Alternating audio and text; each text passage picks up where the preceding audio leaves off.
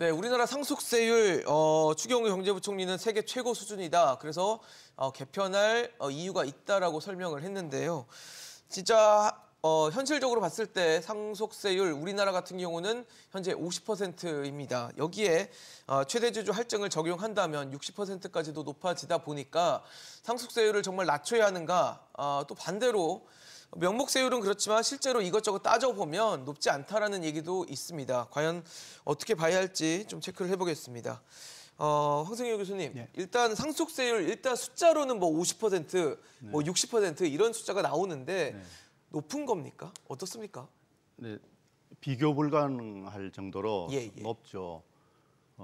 삼성의 이건희 회장이 돌아가셨을 때 이건희 회장의 재산 20조에서 60% 12조를 냈지 않습니까? 상속세가 12조예요. 네네. 그렇죠? 그런데 실제로 1조는 의료재단에 기부를 하고 3조는 미술품 골동품으로 또 기부를 했지 않습니까? 그 미술품 골동품이 3조가 아니고 실제로는 시가가 10조라는 거 아닙니까? 그러니까 11조를 기증을 한 거죠. 그래서 다 합치면 31조 재산 중에서 23조를 국가에 기부한 겁니다. 그러면 75%를 낸 거죠. 그렇네요. 또 그 말고라도 60% 이게 세계적으로 유례가 없는 그런 높은 세율이고 또 하나는 추경호 장관께서 OECD 상속세 평균이 26%라고 했는데 그것은 OECD 국가들 중에서 상속세가 있는 국가들만 모아서 평균을 내는 게 26%고 상속세가 없는 국가까지 다 합치면 실제로는 13%입니다. 근데 공제율이 공제가 많다고 했는데 예를 들면 우리나라에서 최고 세율 50% 적용하는 거 기업에 대주주일 때는 60% 적용하는 거 말고 그렇죠. 그 50%를 적용하는 게 30억 이상인데 네네. 30억 이상의 재산을 가지고 있을 때 공제액이 4억 6천입니다. 그다음에 10억에서 30억 사이에 있는 사람들은 공제액이 1억 6천입니다. 네. 그러니까 그 공제가 많다고 볼 수 있는지 또 그 30억이라고 하는 그 액수가 많다고 할 수 있는지 세계적인 글로벌 스탠다드에서 평가하고 비교해봐야 되지 않을까 하는 생각입니다. 그럼 교수님 말씀대로라면 좀 낮춰야 된다는 얘기시겠네요. 네. 아주 낮춰야죠. 아주 낮춰야 된다. 네. 글로벌 스탠다드. 글로벌 맞게 스탠다드가 맞춰야죠. 뭐예요? OECD 26% 그걸 얘기하시는 거예요? 13%입니다. 13%. 예, 13%이고 또 대부분의 나라는 기업을 상속할 때는 이제 기업을 매각할 때 상속세를 내게 한다든지 그런 식으로 기업이 유지되도록 해주는데 우리는 예를 들어서 삼성전자의 20조의 주식을 12조를 국가에 상속세를 내면 경영권을 잃는 거 아닙니까? 그런 경우가 생기죠. 넥슨 경우도 그랬고요. 넥슨도 10조인데 6조를 세금 내야 되니까 60%니까. 그러니까 1조 3천억은 다른 걸로 내고 그다음에 나머지 못 내니까 4조 7천억을 물라버렸죠. 그러니까 정부가 2대 주주가 됐죠. 기재부가 2대 주주가 됐죠. 한 번만 더 발생하면 그 2대 주주도 1대 주주와 차이가 그렇게 많이 나지 않습니다. 한 번만 더 하면 그러니까 우리는 상속되면 거의 다 국유화된다고 하는 그런 제도를 갖고 있는 그런 특별한 나라입니다.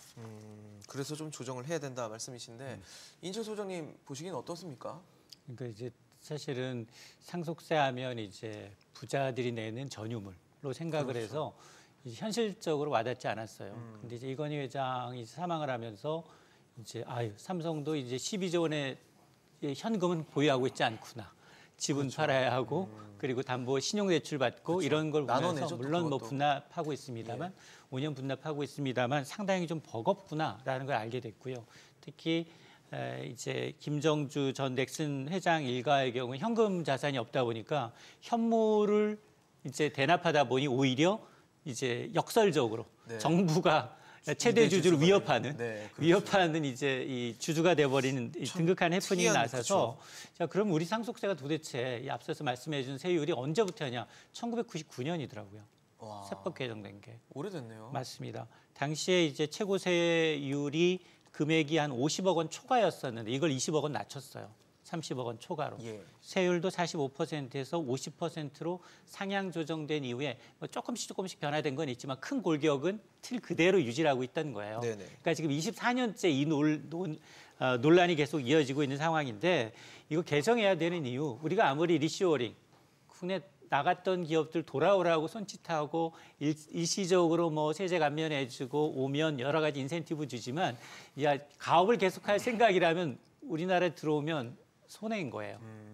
그렇잖아요. 3번, 2번 내지 3번 상속세를 내게 되면 회사가 소멸되고 그 경영권은 국가가 가져가거나 아니면 사모펀드로 매각되는 사례가 우리가 봐왔단 말이에요. 자, 그러다 보니까 도대체 우리나라에 이제 이 조세의 피처도 많은데 이 OECD 국가 가운데 한 3분의 1 가량은 조세의 피처인데 거기에다가 세워도 페이퍼 컴퍼니만 세워도 이제 세금을 충분히 상속세를 내지 않을 수 있는 수단이 있기 때문에 구태여 이제 돌아올 이유가 없다.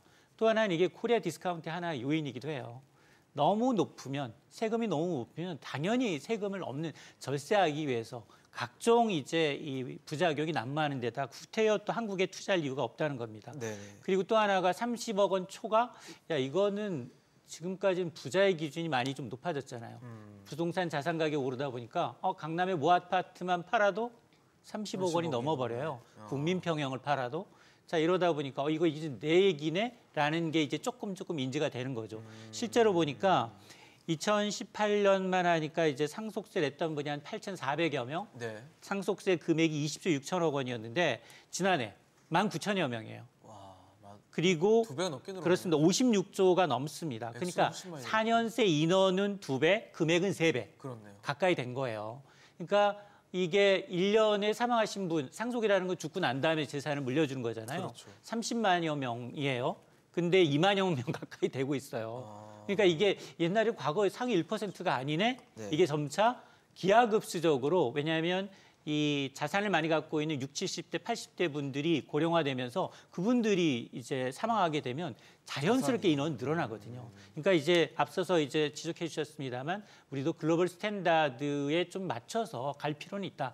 물론 이제 상속세라는 게 긍정적인 측면이 있어요. 부자한테 걷어서 이제 이 지금 가난한 사람들한테 네. 조금 양극화를 해소하는 그렇죠. 수단이긴 하지만 그럼에도 불구하고 우리가 경영권 뺏고 또 그 경영권을 부득이하게 상속세 때문에 이제 해외 사모펀드한테 매각하고 이런 건 아니잖아요. 이런 취지는 아니기 때문에 분명히 이제 수정돼야 될 만하다라고 이제 보고서 정부조차도 사실 야당은 부자 감세는 정말 반대하지만 그렇죠. 그럼에도 불구하고 이 안건을 테이블 위에 올려놨다라는 자체가 인식하고 있다는 거죠. 어느 정도 우리나라가 조정을 좀 굉장히 해야 지금 물가나 그동안의 자산가치 상승에 비해서 굉장히 세제가 상속세만큼은 증여세만큼은 고양이 목에 방울 달기해서 그동안 건드리지 않았지만 그렇죠. 일단 테이블 안건에 올려놓고 국민적 여론을 형성할 시기다라고 보고 있는 것 같습니다.